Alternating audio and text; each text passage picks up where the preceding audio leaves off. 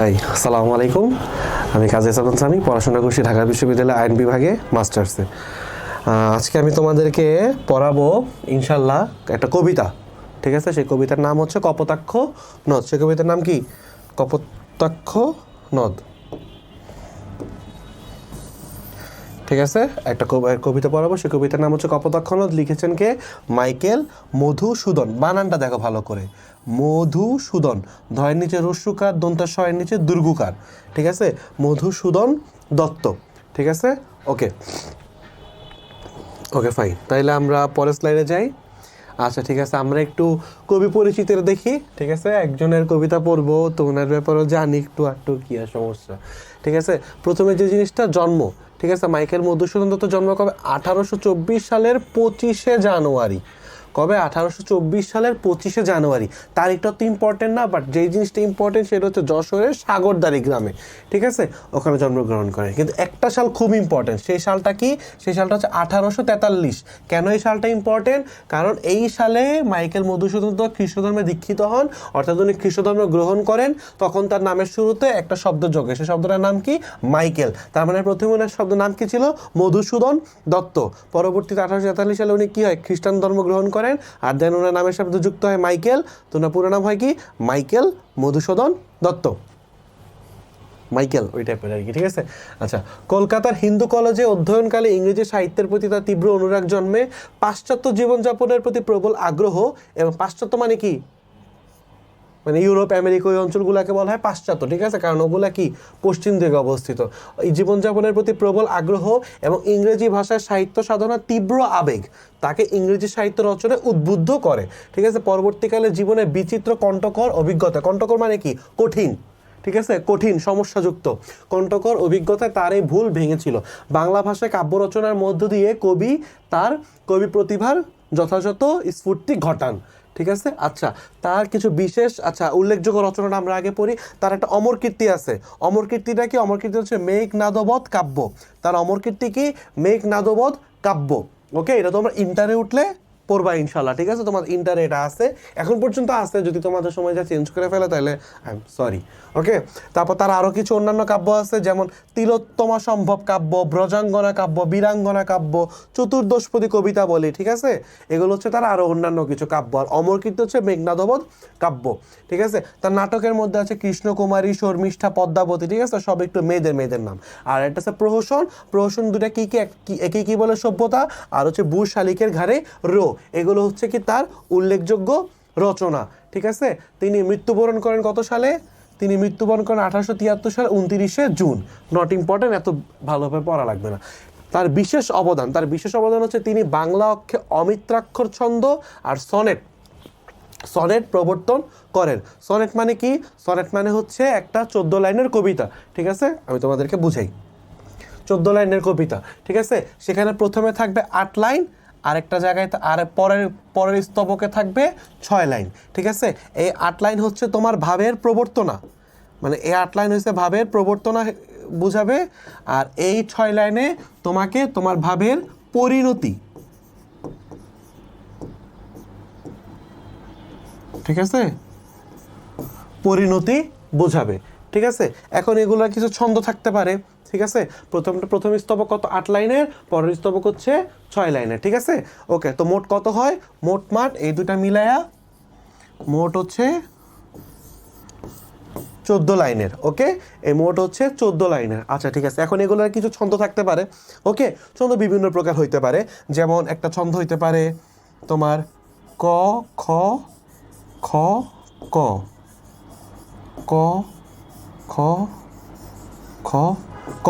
এটা গেল প্রথম 8 লাইন। ঠিক আছে, তারপর পরে 3 লাইন করে আরও 6 লাইন। এই যে প্রথম 8 লাইন 1 2 3 4 5 6 7 8, তারপর আরও 6 লাইন। যেমন এই যে ঘ উমচ ঘ উমচ, এটা তোমার কি একটা ছন্দ হইতে পারে। ঠিক আছে, কিন্তু এখন আমাদের আমাদের এই কবিতায় কোন ছন্দটা ব্যবহার করা হয়েছে? এই কবিতায় বাবারা যেই ছন্দটা ব্যবহার করা হয়েছে সেটা হয়েছে যে ক খ ক খ, তারপরে চেঞ্জ হয় ক খ খ ক, তারপর লাস্টে হচ্ছে গ ঘ গ, আর একটা হচ্ছে ঘ গ ঘ। এই যে এটা তোমার এই ছন্দটা ব্যবহৃত হয়েছে কোথায়? আমাদের কোন ইয়াতে? কপোতাক্ষ নদ কবিতায়, ঠিক আছে? আচ্ছা ঠিক আছে, ওকে ফাইন, ঠিক আছে। তাহলে আমরা সনেট মানে কি বুঝলাম, ঠিক আছে। এই সনেটের প্রবর্তনকারীকে আমাদের মাইকেল মধুসূদন দত্ত, ঠিক আছে। সনেট হচ্ছে 2টা স্তবক থাকবে, প্রথম স্তবক 8 লাইনে, পরের স্তবক 6 লাইনে, 2টা মিলে 14 লাইন। প্রথম 8 লাইনের হচ্ছে কি প্রবর্তনা, ভাবের প্রবর্তনা বুঝাবে, আর পরের 6 লাইনে হচ্ছে ভাবের পরিণতি বুঝাবে। বিভিন্ন প্রকার হইতে পারে, যেমন এটা একটা এক্সাম্পল কীরকম ছন্দগুলো থাকবে। বাট আমাদের সনেটের ছন্দ অপতাক্ষ নদের যে ছন্দটা ব্যবহার করা হয়েছে সেটা হয়েছে এটা, ওকে ফাইন, ঠিক আছে। আমরা তাহলে পরের পেজে যাই। উচ্চ পরিচিতি কোত্থেকে নেওয়া হয়েছে? আমাদের এই কবিতাটা, মানে কোন কবিতাটা? কপোতাক্ষ নদ কবিতাটা কবির চতুর্দশপদী কবিতা বলে, এই যে আমরা এখানে পাইছি না, এই যে চতুর্দশপদী কবিতা বলি, এই চতুর্দশপদী কবিতা বলি কি হচ্ছে কবির একটা কাব্য। সেই চতুর্দশপদী কবিতা বলি থেকে কি নেওয়া হয়েছে? তোমার কপোতাক্ষ নদ কবিতাটা নেওয়া হয়েছে, ঠিক আছে। আচ্ছা তাহলে এখন আমরা আসো আলোচনা করি কপোতাক্ষ নদ কবিতাটা, সেটা line by line, word by word আমরা এখন আলোচনা করব, ঠিক আছে। কবি পরিচিতি ক্লিয়ার, উচ্চ পরিচিতি ক্লিয়ার, আশা করি ক্লিয়ার। সনেট মানে কি ক্লিয়ার, আশা করি ক্লিয়ার। এখন আমরা কবি পরিচিতি আলোচনা করব, তারপর কিছু অনুধাবনমূলক প্রশ্ন আর সৃজনশীল প্রশ্ন আলোচনা করব। যদি এরকম আরও অন্য কিছু যদি আসে তোমরা সাথে ভালো মতো আনসার করতে পারো ইনশাল্লাহ। আচ্ছা ঠিক আছে, তাহলে আমরা কবিতাটা এখন শুরু করি। ওকে, কবিতা হচ্ছে কপোতাক্ষ নদ, লেখক হচ্ছে কে? মাইকেল মধুসূদন দত্ত। প্রথম লাইন, সতত। সতত মানে কি? সতত মানে হচ্ছে সর্বদা, মানে সর্বক্ষণ, মানে সারাক্ষণ, ঠিক আছে। সর্বদা হে নদ, হে নদ, এখানে কি নদ? নদ বলতে কবি কি কপোতাক্ষ নদকে মিন করছে, ঠিক আছে। নদ মানে কি? তোমরা বলতে পারো ভাই নদ মানে কি? নদী না? নদ মানে নদী, বাট এটার একটা মানে পুং ভার্সন আছে আর কি, ঠিক আছে। বাংলাদেশে কিছু কিছু নদ আছে যেগুলোকে তোমার, যেমন ব্রহ্মপুত্র, ঢাকা হচ্ছে ব্রহ্মপুত্র। ব্রহ্মপুত্র কি নদ নাকি নদী? নদ। নদ হচ্ছে পুংলিঙ্গ, নদী হচ্ছে স্ত্রীলিঙ্গ, বাট নর্মালি সবগুলো অ্যাকচুয়ালি নদী আর কি, এই আর কি। বাট কিছু কিছু মানে এটা কোনো কারণ নাই, মানে এটা থাকে না যে ঠিক আছে ভাই এটাকে এই কারণে নদ বলা হয়, এরকম কোনো কারণ নেই, এমনিতেই বলা হয়, ঠিক আছে, এই আর কি। সতত হে নদ তুমি পড়ো মোর মনে। মোর মানে কি? মোর মানে হয়েছে আমার, ঠিক আছে। সর্বদা হে নদী, কবি কি বলতেছে? নদীকে। কোন নদীকে বলতেছে? কপোতাক্ষ নদ কবি নদীকে বলতেছে যে হে নদী তুমি সর্বদা আমার মনে পড়ো, ঠিক আছে। তুমি সর্বদা আমার মনে পড়ো, তুমি পড়ো মোর মনে, তুমি আমার মনে পড়ো, ঠিক আছে। সতত, সতত আমরা কি পাইছি? সতত পাইছি সর্বদা, ঠিক আছে। তার মানে কি বলছে? সর্বদা হে নদী তুমি পড়ো আমার মনে, সর্বদা তোমার কথা ভাবিয়ে বিরলে। বিরলে মানে কি? একা একা, ঠিক আছে, নির্জনে, ঠিক আছে। সর্বদা তোমার কথা ভাবিয়ে বিরলে, সর্বদা আমি তোমার কথা একা একা বসে নির্জনে বসে ভাবি, ঠিক আছে। তার মানে নদীকে বলতেছে নদী তুমি সর্বদা আমার মনে পড়ো, সর্বদা আমি তোমার কথা বসে বসে একা একা ভাবি। সতত, আবার চলে আসে সতত। সতত মানে কি? সর্বদা, ঠিক আছে। সর্বদা যেমতি, যেমতি মানে কি? যেরকম। লোক নিশার স্বপনে, নিশার স্বপনে মানে কি? রাতের স্বপ্ন। নিশার স্বপনে মানে কি ভাইয়া? পুরা রাতের স্বপ্ন। যেমতি লোক, যেভাবে লোক রাতের স্বপ্নে, রাতের স্বপ্নে শোনে মায়া মন্ত্রধ্বনি। মায়া মন্ত্রধ্বনি মানে কি? মানে আমরা অনেক সময় স্বপ্নের মধ্যে এরকম অনেক কিছু শুনি না, ঠিক আছে। কত কিছু তো আমরা শুনি স্বপ্নের মধ্যে, কত মন্ত্র শুনি, ধ্বনি শুনি, হ্যান শুনি, ত্যান শুনি, ঠিক আছে। এরকম হচ্ছে লোকরা, মানে লোক মানে কি? মানুষজন। মানুষজন যেরকম রাতের স্বপ্নে কি শোনে? মায়া মন্ত্রধ্বনি শুনে। মানুষজন কি শুনে? রাতের স্বপ্নে যেভাবে মায়া মন্ত্রধ্বনি শুনে, সেভাবে কবি সর্বদা তবে কলকলে জুড়াই এ কান আমি, এটা কেলে হয়ে গেছে, এটা কলকলে হবে। কলকলে জুড়াই এ কান আমি ভ্রান্তির ছলনে, ঠিক আছে। এখানে কি বুঝাইছে? কলকল। কলকল হচ্ছে কি? নদীর ধ্বনি। নদীর ধ্বনি কি? কলকল। নদী কিভাবে আওয়াজ করে? কলকল করে আওয়াজ করে, ঠিক আছে। তো কপোতাক্ষ নদেরও কি একটা ধ্বনি আছে? কপোতাক্ষ নদকে একটা ধ্বনি করে, সেই ধ্বনিটা কি? সেই ধ্বনিটা হচ্ছে কলকল। তো এই যে কপোতাক্ষ নদ যে কলকল ধ্বনি সৃষ্টি করে, সে কলকল ধ্বনিটা কি? কবি কিন্তু এখন প্রবাসে। কবি এখন কোথায়? কবি কি এখন নদীর কাছে? না, কবি এখন নদীর কাছে না। কবি এখন কোথায়? কবি এখন প্রবাসে। তো প্রবাসে বসে কবি কি অ্যাকচুয়ালি কি এই নদীর আওয়াজ শুনতেছে? এটা কি সম্ভব? উনি ফ্রান্সে বা উনি ইংল্যান্ডে, উনি লন্ডনে, উনি ইউরোপে, উনি আমেরিকাতে, এরকম যদি কোনো লোক যদি ওই জায়গায় থাকে, তাহলে সে বসে বসে বাংলাদেশে কোনো একটা নদীর ধ্বনি কি শুনতে পারবে? এটা কি সম্ভব? না, এটা সম্ভব না, এটা অসম্ভব। তো উনি আসলে শুনে না, ঠিক আছে। কিন্তু কিন্তু সর্বদা কবি কি করে, মানুষ যেরকম রাতের স্বপ্নে মায়া মন্ত্রধ্বনি শুনে, এগুলাকে অ্যাকচুয়ালি শুনতেছে না, এগুলো অ্যাকচুয়ালি শুনতেছে, এগুলো অ্যাবসার্ড, এগুলো মানে আন্দাজে শুনতেছে, এগুলোর কোনো যুক্তিকতা নাই, ঠিক আছে, এগুলো অ্যাকচুয়ালি শুনতেছে না, ঠিক আছে। মানুষ যেন এরকম এগুলো অ্যাকচুয়ালি শুনতেছে না, ঠিক একইভাবে ভাইয়া আপুরা আমাদের এ কবি কি নদীর আওয়াজে কান কান জুড়াচ্ছে মানে কি, প্রশান্তি পাচ্ছে, ঠিক আছে। জুড়াচ্ছে মানে কি, প্রশান্তি পাচ্ছে ভ্রান্তির ছলনে। কেন এটা একটা ভ্রান্তি? কারণ উনি তো আসলে শুনতেছে না। আমরা যেমন রাতের বেলা মায়া মন্ত্রধ্বনি শুনি, এটা যেমন আমাদের এক প্রকার ভ্রান্তি, ঠিক সেমভাবে কবি যে নিজের মানে একভাবে বসে উনি ভাবতেছে যে উনি নদীর আওয়াজটা শুনতেছে, ঠিক আছে, শুনে ওনার থেকে ভালো লাগতেছে, ওনার কান জুড়াচ্ছে মানে ওনার কান প্রশান্তি পাচ্ছে, উনি কি আসলে শুনতেছে? আসলে তো উনি শুনতেছে না, ঠিক আছে, আসলে উনি শুনতেছে না, এই জন্য এটা একটা ভ্রান্তি। আর কবি কি বলছে, তিনি এই নদীর কলকলে ধ্বনিতে তার কান জুড়ান ভ্রান্তির ছলনে, ঠিক আছে। কিভাবে? যেভাবে লোক রাতের স্বপ্নে মায়া মন্ত্রধ্বনি শুনে। ওকে, আশা করি আমাদের প্রথম 5 লাইন তোমাদের ক্লিয়ার। ওকে, ঠিক আছে, এতটুকু শেষ। আমরা পরের লাইনে আসি। বহু দেশে দেখিয়াছি বহু নদ দলে। তার মানে কবি জীবনে অনেক দেশে গেছে, অনেক দেশে যাওয়াতে কবি অনেক নদী দেখছে, নদ দেখছে, ঠিক আছে। কবি কপোতাক্ষ নদ থেকে অনেক বড়, অনেক বেশি সুন্দর, এরকম অনেক নদ, কপোতাক্ষ নদ থেকে অনেক সুন্দর, হ্যাঁ, অনেক বড় এরকম নদ নদী কি ইউরোপে নাই? কবি যেখানে বিদেশে গেছে ওখানে কি কবি এগুলো দেখে নাই? অবশ্যই দেখছে, ঠিক আছে। কবি তখন ফ্রান্সে ছিল, তো ওখানে সিন নদী আছে, তো এগুলো দেখছে না? ওটা তো কপোতাক্ষ নদ থেকে কত বিশাল, কত সুন্দর, ঠিক আছে। তার মানে কবি কি বলছে, কবি বহু দেশে অনেক নদ নদী দেখেছেন, কিন্তু এই স্নেহের তৃষ্ণা মিটে কার জলে। খুব ইম্পর্টেন্ট লাইন, কিন্তু এই স্নেহের তৃষ্ণা মিটে কার জলে। তার মানে কবির যে একটা স্নেহ কাজ করে, কবিকে যে কপোতাক্ষ নদ কবিকে যেভাবে যেই স্নেহ দিয়ে গ্রহণ করে, অথবা কবি কপোতাক্ষ নদকে যে স্নেহ দিয়ে মনে করে, অথবা কপোতাক্ষ নদ কবিকে যে স্নেহ দিয়ে গ্রহণ করে, এই যে একটা স্নেহ আদান প্রদান, ঠিক আছে, এই যে দুজনের মধ্যে স্নেহের আদান প্রদান, এই যে স্নেহের তৃষ্ণা, কবি যে অনেকদিন ধরে কপোতাক্ষ নদের স্নেহ পান না, সে তার যে একটা মানে কপোতাক্ষ নদ থেকে স্নেহ পাওয়ার যে তৃষ্ণা বা মনের আকাঙ্ক্ষা বা মনের ইচ্ছা, সেই জিনিসটা মিটে মানে কি, পূর্ণ হয়। মিটে মানে কি, পূর্ণ হওয়া।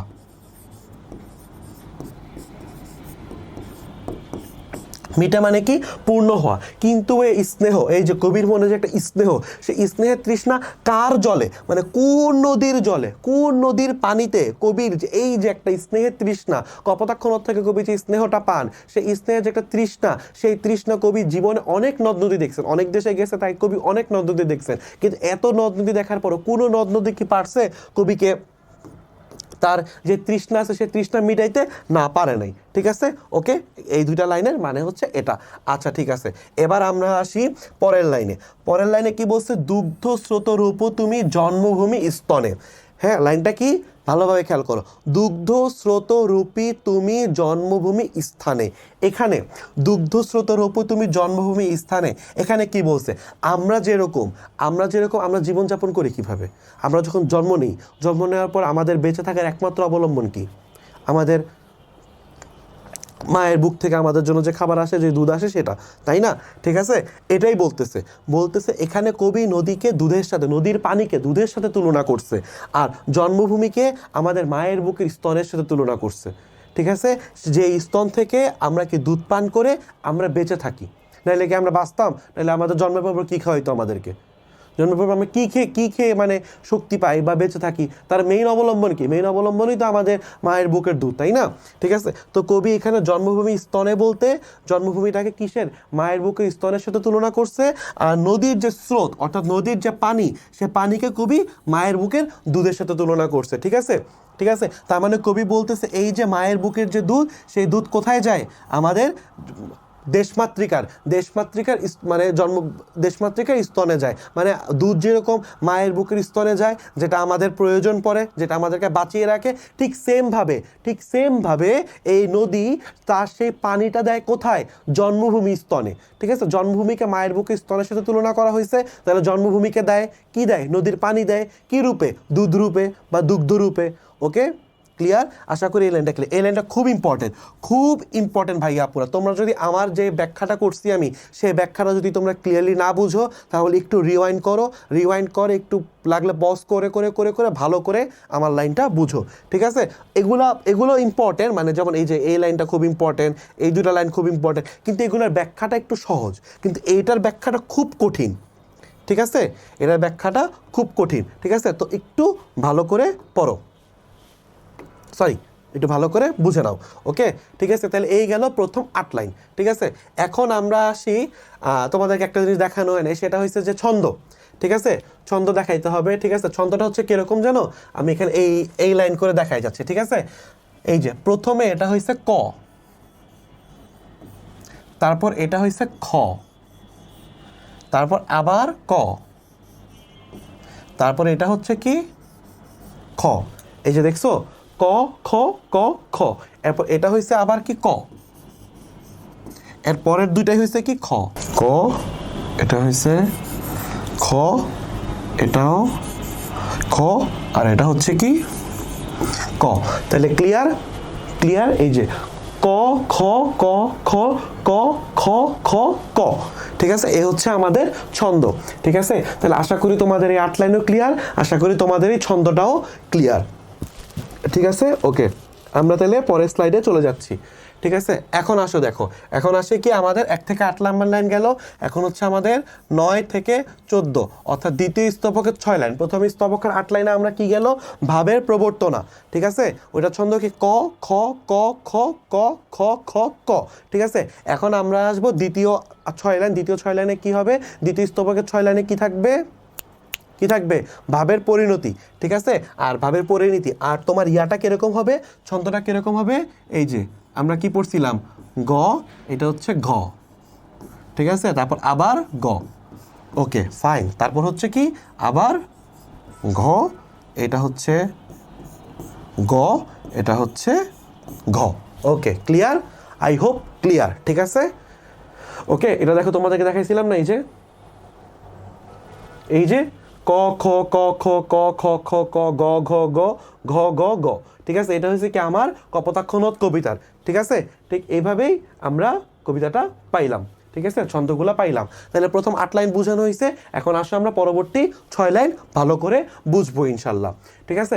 কবি বলতেছে আর কি হে হবে দেখা, ঠিক আছে? যতদিন যাবে। তার মানে কবির মনে কি একটা ভয়, কি ভয়? যে এই যে একটা কপোতাক্ষ নদ, যে কপোতাক্ষ নদের কাছে যে কপোতাক্ষ নদের কাছে কবির শৈশব কাটছে, কবির জন্ম থেকে বড় হওয়া, ঠিক আছে? যেটা আমাদের জীবনের সবচেয়ে গোল্ডেন পিরিয়ড, যেটাকে আমরা হিসাব করি, এই সময়টা যেখানে কাটছে, যে নদীর তীরে কাটছে, সে কপোতাক্ষ নদকে নিয়ে কবি ভয় পাচ্ছে যে কবির জীবনে কবি যতদিন বেঁচে আছেন, কবি তখন প্রবাসে, দেশে নাই, যখন তখন যা দেখে আসলো, কবি এখন প্রবাসে, তো কবি মনে একটা ভয় লাগতেছে কপোতাক্ষ নদকে নিয়ে, যে আমি কি কখনো আর কপোতাক্ষ নদের দেখা পাবো কি না। তো এই জন্য কবি বলছে আর কি হবে দেখা যতদিন যাবে। তার মানে কবি মনে এটাকে একটা ভয়, যে কবি কখনো আর কপোতাক্ষ নদের দেখা পাবেন কি না, ঠিক আছে? তারপর বলছে প্রজারূপে, ঠিক আছে? এখানে প্রজাটা হচ্ছে কপোতাক্ষ, প্রজাটাকে ভাইয়া পুরা কপোতাক্ষ। তার মানে প্রজার সাথে এখানে কাকে তুলনা করা হয়েছে? কপোতাক্ষ নদকে তুলনা করা হয়েছে। প্রজারূপে রাজারূপ সাগরের, ঠিক আছে? তাইলে আমার রাজাটা হয়েছে সাগর, সাগরটা কি? সাগরটাই হয়েছে রাজা। তার মানে সাগরকে কিসের সাথে তুলনা করা হয়েছে? রাজার সাথে। আর কপোতাক্ষ নদকে প্রজার সাথে। বলছে কি প্রজারূপে, কপোতাক্ষ নদ নিজে প্রজা হইয়া রাজারূপ সাগরকে, মানে রাজাটাকে সাগর, সে রাজা সাগরকে দিতে কি দিত? বাড়ি রূপ কর। কর মানে কি? কর মানে আমরা জানি না যে আগেরকার দিনে যখন যারা সাধারণ লোক ছিল, ওরা রাজা বাচ্চাকে খাজনা দেওয়া লাগতো। কেন এখনো আমাদের পিতামাতারা, তোমরা তো ইনকাম করো না, যারা বড়রা যারা ইনকাম করে, তোমাদের বাপ মারা হয়তো বা প্রতি বছর ইনকাম ট্যাক্স দেয় না, এটাই তো আয়কর। ইনকাম মানে আয়, ট্যাক্স মানে কর, ঠিক আছে? কর দেয় না, সেমভাবে রাজা বাচ্চাদেরকে কর দেওয়া লাগতো, ঠিক আছে? প্রজাদেরকেও কি রাজাদেরকে কর দেওয়া লাগতো। তো কবি কি বলতেছে? প্রজারূপে মানে কি? কপোতাক্ষ নদ প্রজারূপে, সাগর যে হচ্ছে রাজারূপ, সে রাজারূপ সাগরকে কি দিত? বাড়ি রূপ কর। এখন এবার আসে বাড়িটা মানে কি? বাড়ি মানে হচ্ছে ভাইয়াপুরা পানি অথবা জল। বাড়িটা কি ভাইয়াপুরা? পানি অথবা জল, ঠিক আছে। তার মানে কবি কি বলতেছে যে কপোতাক্ষ নদ প্রজারূপে, সাগর যেটা রাজারূপ, তাকে কি দিত? বাড়ি রূপ কর। কর দিত কি হিসাবে? কি রূপ করে? বাড়ি রূপ, মানে পানি বা জলটাকে কর হিসাবে দিত, ঠিক আছে। ওকে, এতটুকু ক্লিয়ার? আশা করি তোমরা এতটুকু ক্লিয়ার ইনশাল্লাহ। আসো, এ মিনতি, কবির একটা মিনতি। মিনতি মানে কি ভাইয়া আপুরা? মিনতি মানে অনুরোধ। মিনতি মানে কি? অনুরোধ, ঠিক আছে। কবির একটা অনুরোধ আছে। কবির সে অনুরোধটা কি? গাবে বঙ্গজ জনের কানে। কি? গাবে বঙ্গজ জনের কানে। বঙ্গজ জন মানে কি? বঙ্গজ জন মানে হচ্ছে বাংলার মানুষ। বাংলার মানুষের কানে গাবে। কি গাবে? সখা, বন্ধু। সখারিতে নাম তার, ঠিক আছে। কবি তার বন্ধু, সখে মানে কি? সখে মানে হচ্ছে বন্ধু। সখে মানে কি? বন্ধু, ঠিক আছে। কবি তার বন্ধুর কাছে কি করতেছে? একটা মিনতি মানে অনুরোধ করতেছে যে সে বঙ্গজ জনে মানে বাংলার মানুষের কানে সখারিতে নাম তার, ঠিক আছে। তার মানে কি? এই যে কপোতাক্ষ নদের নাম, সে কপোতাক্ষ নদের নাম কিভাবে নিবে? বন্ধুত্বপূর্ণভাবে। সখারিতে মানে কি? বন্ধুত্বপূর্ণভাবে বা ভালোভাবে বা আদরের সহিত কি নিবে? তার নামটা নিবে, মানে কপোতাক্ষ নদের নামটা বঙ্গজ জনের কানে নিবে। এইটা কবি কি করতেছে? মিনতি বা অনুরোধ করতেছে কার কাছে? কবির বন্ধুর কাছে। ওকে ভাইয়া পুরো তোমরা তাহলে এতটুকু ক্লিয়ার? আশা করি ইনশাল্লাহ ক্লিয়ার। আচ্ছা ঠিক আছে, তোমরা যদি কোনো কিছু আমার লাইনটা যদি না বুঝো, ঠিক আছে, আমি খুব ভেঙে ভেঙে ব্যাখ্যা করার চেষ্টা করতেছি, ঠিক আছে। তো তোমরা যদি কোনো কারণে না বুঝো তাহলে একটু রিওয়াইন্ড করবা, একটু ব্যাকে যাবা, ব্যাকে যে লাইনটা আবার শুনবা, প্রতিটা ব্যাখ্যা মানে বোঝার চেষ্টা করবা যে ভাই এই ওয়ার্ডটার বাংলা কি বলছে, এই ওয়ার্ডটার বাংলা কি বলছে, দেন সবগুলো বাংলা ভাঙা ভাঙা ওয়ার্ডকে একসাথে মিলাই কি মিন করছে, এভাবে করে পড়ার চেষ্টা করবা। তাহলে তোমরা কবিতাটার অর্থটা মানেটা বেশি ভালো করে ধরতে পারবা ইনশাল্লাহ। ওকে ওকে, ঠিক আছে ঠিক আছে। তাহলে আমরা কি দেখলাম? এই যে বাড়ির রূপ কর দিত, ঠিক আছে, এই যে এতটুকু গেল, ঠিক আছে। আরেকটা কথা, এই যে কর দিত বাড়ি রূপে, ঠিক আছে, ওকে তো বাড়ি রূপেই দেওয়া লাগবে, ওকে তো পানি দেওয়া লাগবে। তুমি বলো কপোতাক্ষ নদের কাছে কি ধন আছে? কপোতাক্ষ নদের কাছে কি সম্পদ আছে? কপোতাক্ষ নদের কাছে কি টাকা পয়সা আছে যে কর হিসেবে অন্য কিছু দিবে? নাই। ওর কাছে কি আছে? ওর কাছে আছে পানি। তো যদি কর দেওয়া লাগে তাহলে কি দিবে? পানি তো দিবে, তাই না? যার কাছে যেটা আছে তার কাছে সেটা দিবে। যার কাছে ধন নাই, যার কাছে সম্পদ নাই, যার কাছে টাকা পয়সা নাই, সে তো কি দিবে? যা আছে তাই দিবে। তো পানি আছে এই জন্য কি করে? পানিই দেয়। ওকে ওকে ফাইন, ঠিক আছে। ওকে আসো, আশা করি এতটুকু পর্যন্ত তোমরা ভালো মতো বুঝতে পারছো ইনশাল্লাহ। ওকে ঠিক আছে। এরপর বসে এ প্রবাসে মজি প্রেমভাবে লইছে যে নাম তব বঙ্গের সঙ্গীতে, ঠিক আছে। আমাদের লাস্ট পার্ট এখানে কবি কি বলতেছে? যে কবি এখন কোথায় বসে আছে? প্রবাসে বসে আছে, ঠিক আছে। প্রবাসে বসে কান্নাকাটি করতেছে, ঠিক আছে, আমার নদী আমার নদী আমার নদী, এরকম, ঠিক আছে। আচ্ছা, তো কবি যে প্রবাসে বসে আছেন, সেই প্রবাসে বসে কবি মজি প্রেমভাবে, কবি মজতেছেন। আমরা বলি না, হ্যাঁ, ও ভালোই তো মজায় মজা রইছো, ঠিক আছে। তো এই ভালোই তো মজায় মজা রয়েছে মানে কি? তার মানে সে মজার মধ্যেই আছে, ওখান থেকে সে বের হওয়ার কোনো নামটাম নিচ্ছে না, ঠিক আছে। তো কবি প্রবাসে মজি প্রেমভাবে, তার মানে কি? কবি প্রেমভাবে মজতেছেন কার উপর? কপোতাক্ষ নদের উপর, ঠিক আছে। লইছে যে নাম তব, এই কারণেই কবি লইছে মানে কি? নিচ্ছেন। লইছে মানে নিচ্ছে, লইছে মানে কি? নিচ্ছে। এই কারণে কবি নিচ্ছে নাম। কার নাম? কপোতাক্ষ নদীর নাম। কার নাম? কপোতাক্ষ নদীর নাম। তব বঙ্গের সঙ্গীতে, কোথায়? বাংলার সঙ্গীতে। কোথায় ভাইয়াপুরা? বাংলার সঙ্গীতে, ঠিক আছে। এ প্রবাসে কবি প্রেমভাবে মজতেছেন কার উপর? কপোতাক্ষ নদের উপর। তাই সেই কারণে কবি কি করতেছে? বঙ্গের সঙ্গীতে মানে বাংলার সঙ্গীতের নাম নিচ্ছে। কার নাম নিচ্ছে? কপোতাক্ষ নদের নাম নিচ্ছে। ক্লিয়ার? আশা করি ভাইয়া পুরা ক্লিয়ার। তাইলে আমরা পুরা কবিতাটা আল্লাহর রহমতে বিশ্লেষণ করলাম। তোমরা আশা করি বুঝতে পারছো, চেষ্টা করছি ভালোভাবে বোঝানো, তো আশা করি বুঝছো ইনশাল্লাহ, ঠিক আছে।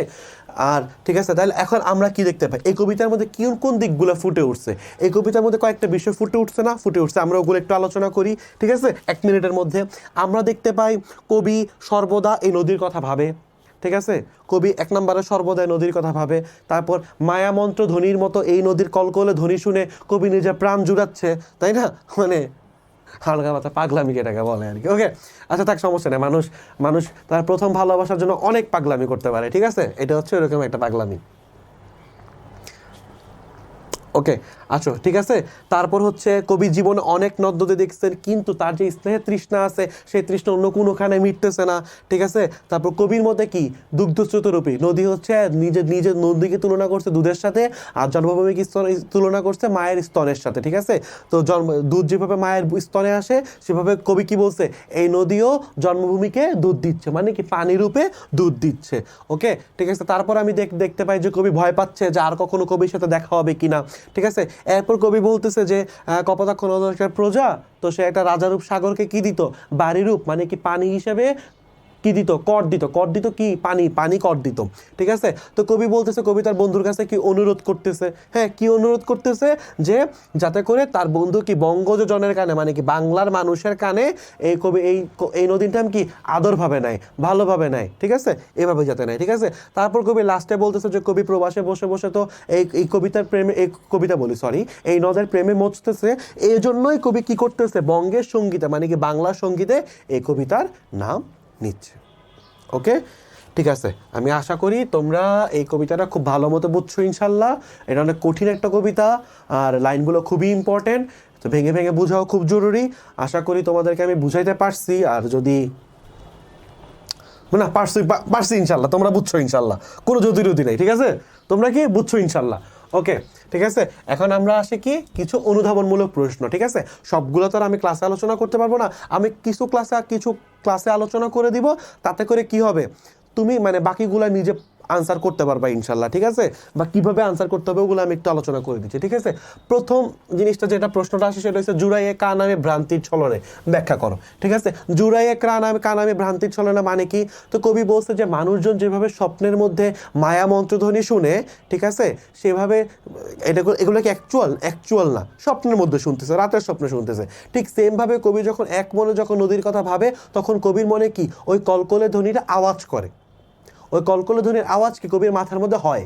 এই কারণেই কবির কি মনে হয় যে জুড়াইয়ে কান আমি ভ্রান্তির ছলনে, ঠিক আছে। তো কিন্তু কবি বুঝতে পারে যে এটা তো ভ্রান্তি, কবি তো আসলে শুনতেছে না, কিন্তু একটা ভ্রান্তি ধরে নিচ্ছে, হ্যাঁ আমি শুনতেছি ও নদীর কলকল ধ্বনি, আসলে কি শুনতেছে, আসলে তো কিছুই শুনতেছে না, ঠিক আছে। তো এভাবে করে কবি কান জুড়াচ্ছে, মানে কি কানকে প্রশান্তি দিচ্ছে, ঠিক আছে। এটাই হচ্ছে এটার ব্যাখ্যা। কবি কপোতাক্ষ নদকে দুগ্ধস্রোতরূপে বলেছেন কেন, এই যে কবি প্রকাশ করেছেন যেভাবে আমরা মায়ের স্তনে দুধ পান করি, সেভাবে নদী আমাদের জন্মভূমি বাংলাদেশকে দুধের ন্যায় পানি প্রদান করে। ওকে, এটা আমি তোমাদেরকে অনেক ভালোভাবে ব্যাখ্যা করছি, তো তোমরা এটা সুন্দর মতো লিখে দিবা। তোমরা আবার এরকম এক লাইন লিখে দিয়ে আসিও না আবার যে ভাইয়া তো উত্তরে এক লাইন লিখে দিছে, আমিও এখন এক লাইন লিখে দিব না। এটা কিন্তু অনুধাবনমূলক কয় নাম্বারের জন্য, 2 নাম্বারের জন্য। তো আনসার করতে হবে কয় মার্কের মতো করে, 2 মার্কের মতো করে, ঠিক আছে। ওকে, ঠিক আছে। তারপর 3 নাম্বারটা তোমরা একটু বড় করে ব্যাখ্যা করবে, আর কি আরও কিছু জিনিস নিয়ে আসবা, ঠিক আছে। 3 নাম্বারটা আর কি হবে দেখা, কবি এরূপ সংশয় প্রকাশ করেছেন কেন, এটাও আমরা আলোচনা করছি। কবি এরূপ সংশয় প্রকাশ করেছেন কেন, কারণ কবি এখন আছেন প্রবাসে, আর নদীরা কোথায়, বাংলাদেশে। তো কবি তো দেশে নাই, যে যখন মনে তখন যে নদীর কাছে চলে যাবে, কবি এখন প্রবাসে, তাই কবি প্রবাস থেকে দেশে ফিরতে পারবেন কিনা, ততদিন কবি বেঁচে থাকবেন কিনা, এই কারণেই কবির মনে ভয়, কবির মনে কি সংশয় বা ভয়, কি ভয়, যে আমি আমার কপোতাক্ষ নদ, আমার ভালোবাসা, আমার আদর কপোতাক্ষ নদের আর দেখা পাবো কি না। কিন্তু এই স্নেহের তৃষ্ণা মিটে কার জলে, বলতে কবি কি বুঝিয়েছেন। আমরা এখানে কি দেখছিলাম যে কবি জীবনে তার বহু দেশে বহু নদ নদী দেখেছেন, ঠিক আছে। কবি বহু দেশে গিয়েছেন, কিন্তু বহু নদ নদী দেখেছেন, কিন্তু কপোতাক্ষ নদ যে তৃষ্ণা দিয়ে যে স্নেহ দিয়ে কবিকে গ্রহণ করেন, বা যে স্নেহ কবিকে প্রদর্শন করেন, সেই স্নেহের তৃষ্ণা কি অন্য কোনো কিছু দিয়ে মিটা সম্ভব না, ঠিক আছে। কবি এটাই বুঝাইছেন। আর লইছে যে নাম তবে বঙ্গের সঙ্গীতে বলতে কবি কি বুঝিয়েছেন, লইছে যে নাম তবে বঙ্গের সঙ্গীতে বলতে বুঝিয়েছেন কবি প্রবাসে বসে বসে কপোতাক্ষ নদের প্রেমে এত বেশি মজে গিয়েছেন, যে প্রবাসে বসে বসে যখন বঙ্গের সঙ্গীত রচনা করছেন, সে বঙ্গের সঙ্গীতে উনি কার নাম নিচ্ছেন, কপোতাক্ষ নদের নাম নিচ্ছেন, ঠিক আছে। লইছে মানে কি নিচ্ছেন, ঠিক আছে। ওকে, ফাইন। এগুলো হচ্ছে অনুধাবনমূলক প্রশ্ন আমরা কিছু আলোচনা করলাম, আশা করি তোমরা বাকিগুলো আলোচনা করতে পারবে ইনশাল্লাহ। অনুধাবনমূলক প্রশ্ন কবিতাতে না বেশিরভাগ এমন আসে যে কবিতার লাইনটা ব্যাখ্যা করতে বলে, তো কবিতার প্রত্যেকটা লাইন তুমি যদি পারো, তুমি যদি ব্যাখ্যা জানো, তাহলে অনুধাবনমূলক তুমি এমনি আনসার করতে পারবে ইনশাল্লাহ। ওকে, আন্ডারস্ট্যান্ড, আই হোপ আন্ডারস্ট্যান্ড। আচ্ছা, ঠিক আছে। তো এখন আমরা ওগুলো অনুধাবনমূলক আলোচনা করলাম, আমরা এখন কিছু সৃজনশীল প্রশ্ন আলোচনা করি, ঠিক আছে। আরেকটা বিষয়, এমসিকিউ ভালোভাবে পারার জন্য তোমাকে কয়েকটা কাজ করতে হবে। প্রথম কাজটা হচ্ছে এই যে কবি পরিচিতি, কবি পরিচিতির মধ্যে যেগুলো আমি তোমাকে ইম্পর্টেন্ট বলে দিচ্ছি এগুলো মনে রাখতে হবে, ঠিক আছে? যেমন এই যে রচনাগুলা, উল্লেখযোগ্য রচনাগুলা, তারপর হচ্ছে তোমার এই যে 1843 সালটা, ঠিক আছে?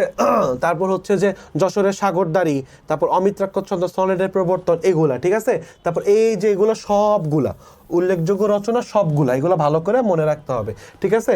তারপর তোমাকে মনে রাখতে হবে এই যে এটা কোত্থেকে নেওয়া হয়েছে, ঠিক আছে? কোত্থেকে নেওয়া হয়েছে? চতুর্দশপদী কবিতাবলী থেকে।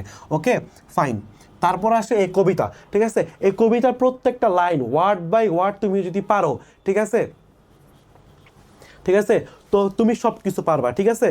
ওকে, তুমি যদি এগুলো word by word, line by line পারা বুঝে থাকো, ভালোভাবে ক্লিয়ার হয়ে থাকো, তাহলে এখান থেকে এমসিকিউ আসলে তুমি খুব সহজেই কি আনসার করতে পারবা ইনশাল্লাহ, ঠিক আছে? মেইন হচ্ছে তোমার ভালোভাবে বোঝাটা।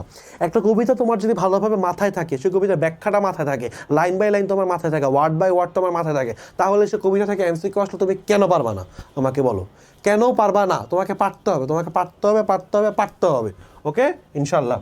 আচ্ছা, ঠিক আছে, গেল এতটুকু। তারপর আমরা অনুধাবনমূলক প্রশ্ন এগুলো একটা আলোচনা করলাম। এখন আমরা কিছু সৃজনশীল আলোচনা করে আমাদের কি এই চ্যাপ্টারটা শেষ করে দিব ইনশাল্লাহ, ঠিক আছে? ওকে, আমরা উদ্দীপকটা পড়ি আগে, ঠিক আছে? আসো আমরা সবাই মিলে উদ্দীপকটা পড়ি। হ্যাঁ, ছোটকালে ছিলাম বাঙালিদের বালুচরে, সাতরায় নদী পাড়ি দিতাম বারবার এপার হতে ওপারে, ডিভি লটারির সুযোগ করে দিলে ছুটে চলে যাই আমেরিকায়, কিন্তু আজ আচ্ছা একটু আসো, ডিভি লটারি মানে কি?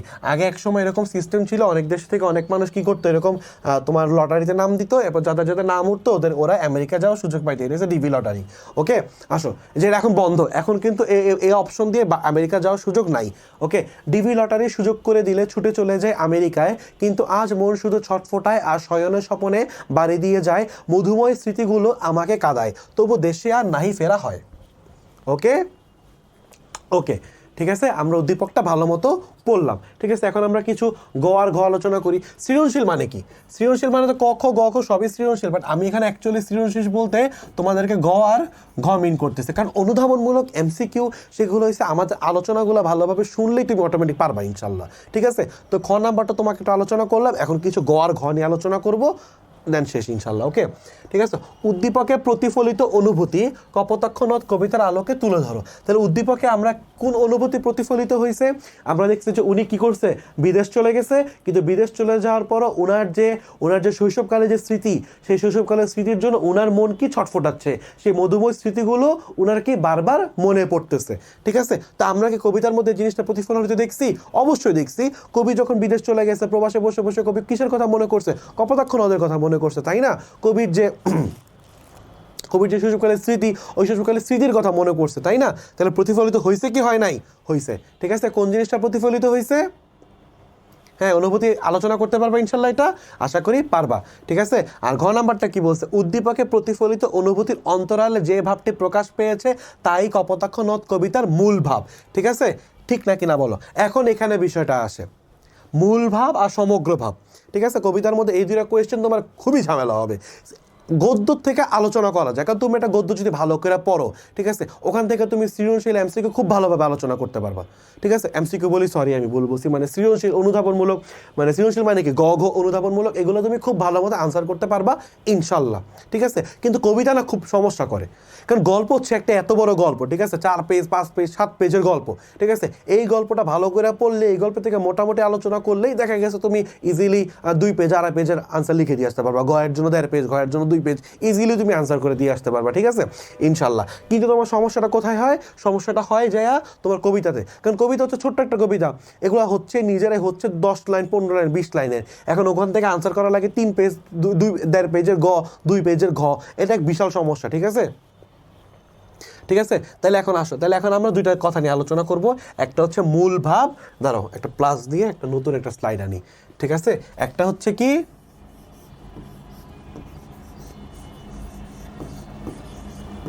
মূল ভাব, আরেকটা হচ্ছে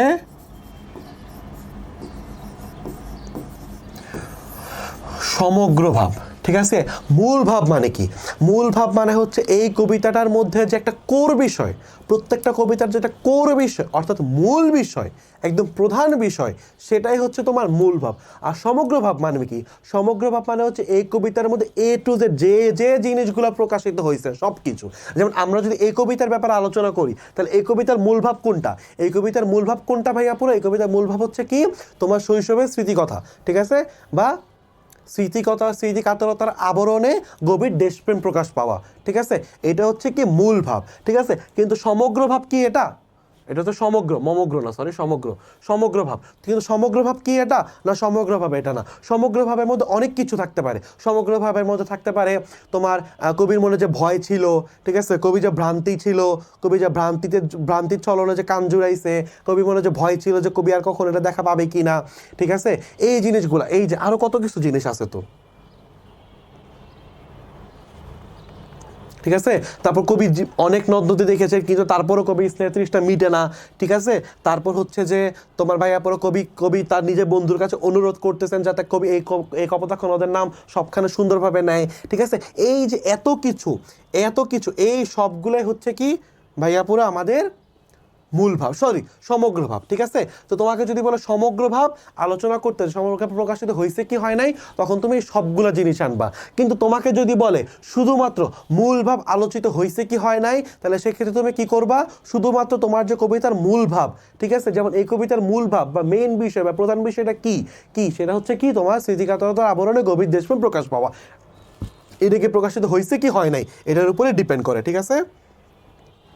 ওকে, ওকে, ফাইন, ঠিক আছে। আশা করি তোমরা মূলভাব বা সমগ্রভাবের বিষয়টা বুঝতে পারছো। আবার যদি বলে সাদৃশ্য বৈসাদৃশ্য, তখন তুমি সমগ্রভাবে আলোচনা করবা, কারণ সাদৃশ্য মানে কোন কোন জিনিসে সাদৃশ্য আছে, আর বৈসাদৃশ্য মানে কোন কোন জিনিসে বৈসাদৃশ্য আছে, মানে সাদৃশ্য নাই, এই সবগুলো আলোচনা করবা। শুধুমাত্র যখন তোমার প্রশ্ন মূলভাব উল্লেখিত থাকবে, ঠিক আছে, তখনই তুমি কি মূলভাবের কথা আলোচনা করবা। তো আমাদেরকে এই উদ্দীপকের মধ্যে কি কবিতার মূলভাব প্রকাশিত হয়েছে? হ্যাঁ, অবশ্যই হয়েছে, কারণ উদ্দীপকের মধ্যে আমরা দেখতে পাই কি স্মৃতিকাতরতার আবরণে গভীর দেশপ্রেম প্রকাশিত পাচ্ছে, গভীর দেশপ্রেম প্রকাশিত হচ্ছে, ঠিক আছে। কবিতা তো আমরা সেম জিনিস দেখতে পাচ্ছি, কবি স্মৃতিকাতর হচ্ছে, সেই স্মৃতিকাতরতার আবরণে কবির যে গভীর দেশপ্রেম, সেই গভীর দেশপ্রেম প্রকাশিত হচ্ছে। ওকে, ফাইন, ঠিক আছে। আশা করি সৃজনশীলটা বুঝতে পারছো। এখন আমরা পরের সৃজনশীলে যাই। পরের সৃজনশীল এক নাম্বার বিষয়টা কি বলছে? রোমেল, রোমেল হচ্ছে একটা ছেলের নাম, সে এসএসসি পাস করছে, পাস করে গ্রাম থেকে শহরে চলে গেছে, ঢাকায় ব্যবসা করে, সারাদিনের কর্মব্যস্ততা শেষ করে যখন সে রাতে ঘুমাতে যায়, তখন শৈশবের নানা রকম স্মৃতি তার মনে পড়ে। মানে মানে ঘুমাইতে গেলেই, মানে ঘুমাইতে গেলে তাদের কাজ কাম করে ঘুমাবে না, না না ঘুমাই এগুলো মনে করবে, ঠিক আছে। আচ্ছা আসো, ও মনে করো ওর ব্যাপার আমাদের কি। তখন শৈশবে নানা রকম, মানে মনে পড়া খারাপ কিছু না, কিন্তু না মনে করা ভালোই, তোমরা আবার বানাই দিবা যে ভাইয়া বলতেছে যে স্মৃতিকাতর হওয়া যাবে না, না হও, তোমরা বেশি বেশি করে হও, ঠিক আছে, কোনো সমস্যা নেই। তখন শৈশবের নানা রকম স্মৃতি তার মনে পড়ে, ঠিক আছে, গ্রামের মাঠ ঘাট নদী প্রকৃতি যেন তাকে বারবার ডেকে যায়। তারপর 2 নম্বরের আরেকটা পাইছি আমরা, 2 নম্বরে কি দেখি? আবার আসিব ফিরে ধানসিঁড়ির তীরে, এই বাংলায় হয়তো মানুষ নয়, হয়তো বা শঙ্খচিল শালিকের বেশে, হয়তো কারের ভোরের কাক হয়ে, এই কার্তিকের নবানের দেশে কুয়াশা, এগুলো কিন্তু এক একটা লাইন। আবার আসিব ফিরে ধানসিঁড়ির তীরে, এই বাংলায় হয়তো মানুষ নয়, হয়তো বা শঙ্খচিল শালিকের বেশে, ঠিক আছে, হয়তো ভোরের কাক হয়ে, এই কার্তিকের নবানের দেশে কুয়াশার বুকে ভেসে, একদিন আসিব আমি কাঁঠাল ছায়, ঠিক আছে, এমন 8টা লাইন। ওকে, ঠিক আছে। তো এই লাইনগুলো, ঠিক আছে, এইটা হচ্ছে কি তোমার কার, এই কবিতাটা কার লেখা? এই কবিতাটা হচ্ছে জীবনানন্দ দাশের লেখা, ঠিক আছে। এই কবিতা উনি প্রকাশ করছে কি প্রকাশ করছে? তার স্মৃতিকাতরতা বা দেশপ্রেম প্রকাশ, স্মৃতিকাতরতা সরি দেশপ্রেম প্রকাশ করছে, ঠিক আছে। এখন দেখো গ নাম্বারে কি বলছে? উদ্দীপক 1-এ কপোতাক্ষ নদ কবিতার কোন দিকটি প্রতিফলিত হয়েছে? কোন দিকটি? স্মৃতিকাতরতার দিকটি, ঠিক আছে। শৈশবের বিভিন্ন জিনিস নিয়ে যে স্মৃতিকাতরতা, সেই জিনিসটি প্রকাশিত হয়েছে। আমরা এখানে দেখতে পাই কি রোমেল তার শৈশবের শৈশবের নানা রকম স্মৃতি মনে পড়ে কি সে কাতর হয়ে যায়, ঠিক আছে। তো সেম আমরা কবিতায়ও কি দেখতে পাই? কবি তার শৈশবের যে স্মৃতি কপোতাক্ষ নদ, সেই কপোতাক্ষ নদ, যে কপোতাক্ষ নদের আশেপাশে কবি বেড়ে উঠেছে, বড় হয়েছে, কবি জন্ম থেকে বড় হওয়া ওখানে হয়েছে, সেইটার কথা মনে করে কি তার মন বারবার কেঁদে যায়, ঠিক আছে। ওকে, ক্লিয়ার। তারপর আসো উদ্দীপক 2-এ কপোতাক্ষ নদ কবিতার মূলভাব প্রকাশিত হয়েছে কি না? আমি এটা বলবো পুরোপুরি আলোচিত হয় নাই, পুরোপুরি মূলভাব পুরোপুরি আলোচিত হয় নাই, ঠিক আছে, বা তোমরা হইছেও বলতে পারো।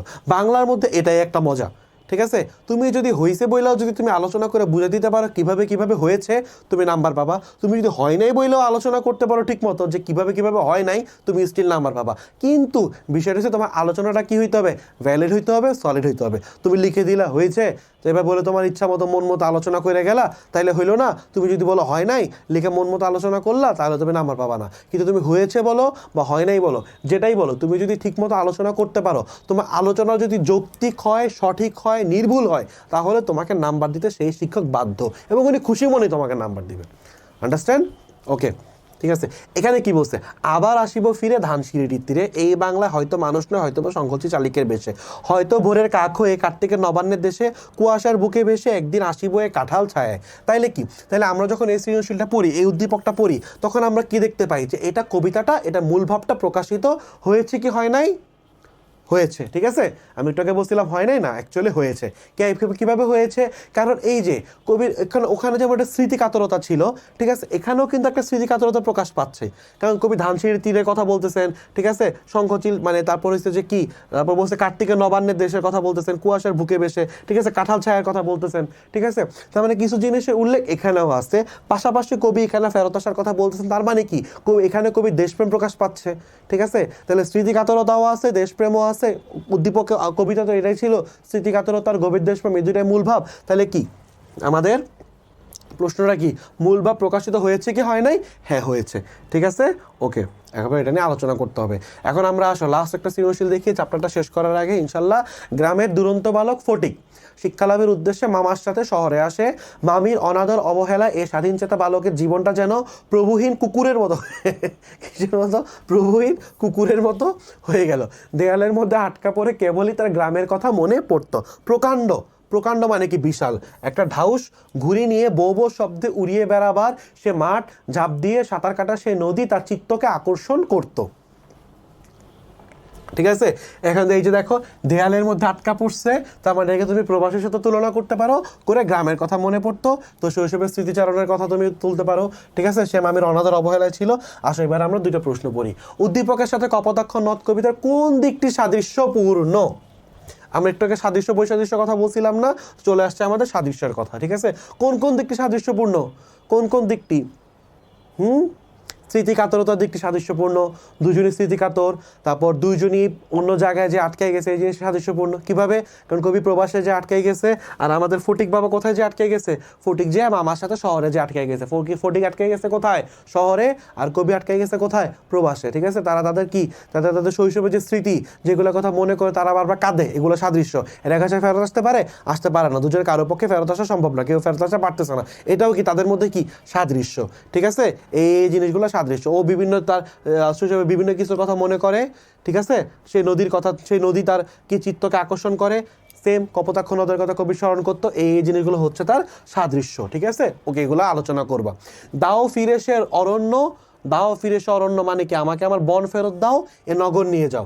উদ্দীপক কপোতাক্ষ নদ কবিতার আলোকে এই কথা যৌক্তিকতা তুলে ধরো। ঠিক আছে, হ্যাঁ ঠিক, আমরা উদ্দীপক আর কপোতাক্ষ নদ, এই দুইটা জিনিসের আলোকে এই কথাটাকে সম্পূর্ণভাবে যৌক্তিক। কিভাবে যৌক্তিক? কারণ আমরা উদ্দীপকে কি দেখতে পাই?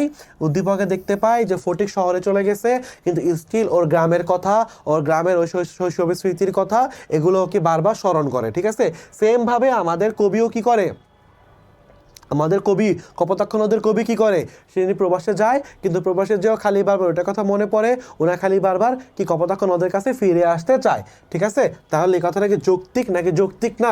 হ্যাঁ, যৌক্তিক। ঠিক আছে, ওকে, আমাদের চ্যাপ্টার শেষ। ঠিক আছে, আমি জাস্ট লাস্ট একটা বিষয় আলোচনা করি, গ আর ঘ। ঠিক আছে, এটা গতে তোমার মোট 3টা প্যারা করতে হবে, আর ঘতে তোমাকে মোট করতে হবে 4টা প্যারা। ঠিক আছে, এখানে যে 3টা প্যারা করতে হবে, সেই 3টা প্যারার মধ্যে প্রথম প্যারাটা তুমি এক লাইনে লিখবা, তারপর দ্বিতীয় প্যারা উদ্দীপক বা কবিতা, আর যখন এটাতে উদ্দীপক করলে এখানে কবিতা, এখানে কবিতা করলে এখানে উদ্দীপক আলোচনা করবা, দেন লাস্টে 2-3 লাইনে কীভাবে মিলে সেটা লিখে দিবা, শেষ।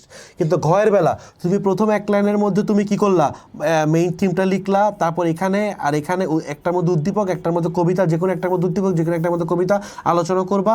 আলোচনা করার পরে এখানে যে কাজটা তুমি 2-3 লাইনের মধ্যে করছো, সেই কাজটা এখানে একটু বড় করে এই প্যারাটার মধ্যে আলোচনা করবা। তাহলেই তুমি কি করবা, খুব ভালো ভালো নাম্বার পাবা ইনশাল্লাহ। ঠিক আছে। অনুধাবনমূলক প্রশ্নের বেলাও সেম, তোমাকে মোটামুটি আধা পেজের মতো লিখতে হবে। প্রথমে এক লাইনের একটা থিম লিখবা, দেন ওইটা একটু আলোচনা করে দিবা, শেষ। ঠিক আছে, এভাবে আলোচনা করবা। দেন আমি তোমাকে যে জিনিসগুলো পড়াইছি, উৎস, কবি পরিচিতি, ইম্পর্টেন্টগুলো বলে দিছি, এটা লাইন বাই লাইন ব্যাখ্যা করছি, ওয়ার্ড বাই ওয়ার্ড ব্যাখ্যা করছি, এগুলো ভালো করে পড়বা, তাহলে জ্ঞানমূলক আর এমসিকিউ ভালো মতো আনসার করতে পারবে ইনশাল্লাহ। এটা হচ্ছে একটা চ্যাপ্টারের ফুল A to Z। এই ক্লাসটা তুমি যদি মনোযোগ দিয়ে ভালোভাবে করো, তাহলে তুমি ইনশাল্লাহ এমসিকিউ বলো, জ্ঞানমূলক বলো, খ বলো মানে অনুধাবনমূলক বলো, বা গ ঘ বলো, ঠিক আছে, এগুলোকে খুব সম্ভবত উচ্চতর দক্ষতা বলে। ঠিক আছে, যেটাই বলো না কেন সবগুলাই তুমি ভালোভাবে আনসার করতে পারবা ইনশাল্লাহ। আর এটা খুব ইম্পর্টেন্ট একটা কবিতা। ওকে, ঠিক আছে। ওকে, তাহলে এই চ্যাপ্টার ওকে কপোতাক্ষ নদ তাহলে শেষ। ঠিক আছে, দেখা হবে পরবর্তী ক্লাসে ইনশাল্লাহ। ততদিন পর্যন্ত ভালো থাকো, আল্লাহ হাফিজ।